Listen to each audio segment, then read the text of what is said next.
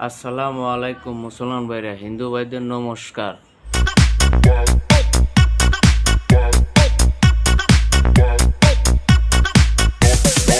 আপনাদের মাঝে নিয়ে এসেছি চোখে চোখে বশীকরণ।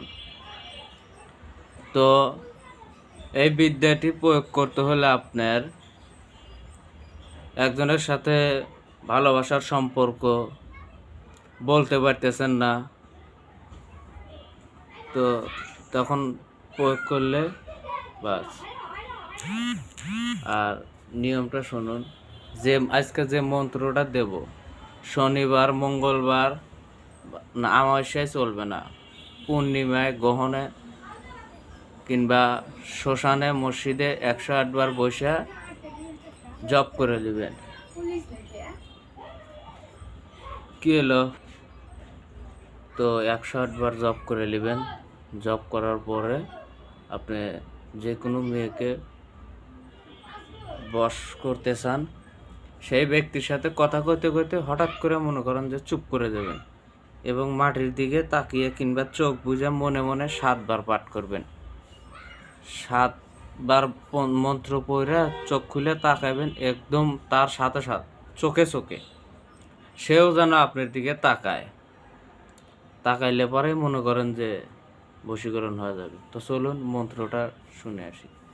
2 চক্ষে চাইলে তুমি, 4 চক্ষে বাদ দিলাম আমি, কার আগে কাউর কামিক্ষের আগে, হারিজি চণ্ডীর আগে, জুম্বা পীরের দোহাই শীঘ্র লাগ। মন্ত্রটি আবার বলছি, শুনুন। 2 চক্ষে চাইলে তুমি, 4 চক্ষে বাদ দিলাম আমি, কার আগে কামুরের আগে, কামিক্ষের আগে, হারিজি চণ্ডীর আগে, জুম্বা পীরের দোহাই শীঘ্র লাগ। তো মন্ত্রটি শুনলেন, নিয়ম কারণ সব বলে দিলাম। তবে খারাপ কাজে কেউ ব্যবহার করবেন না, এটা আমার অনুরোধ রইল।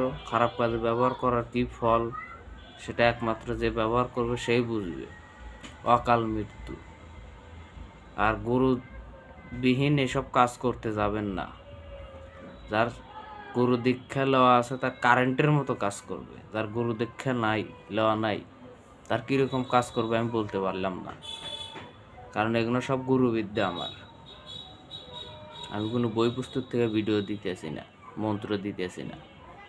হ্যাঁ, বইয়ের থেকে দেই, আমি পরীক্ষা করে তা বাদে দেই যে এটা এই নকশাটা কীরকম কাজ হবে বা এই মন্ত্রটা কীরকম কাজ দেবে, আমি নিজে আগে পরীক্ষা করি, তা বাদে আপনাদের কাছে আমি দিই।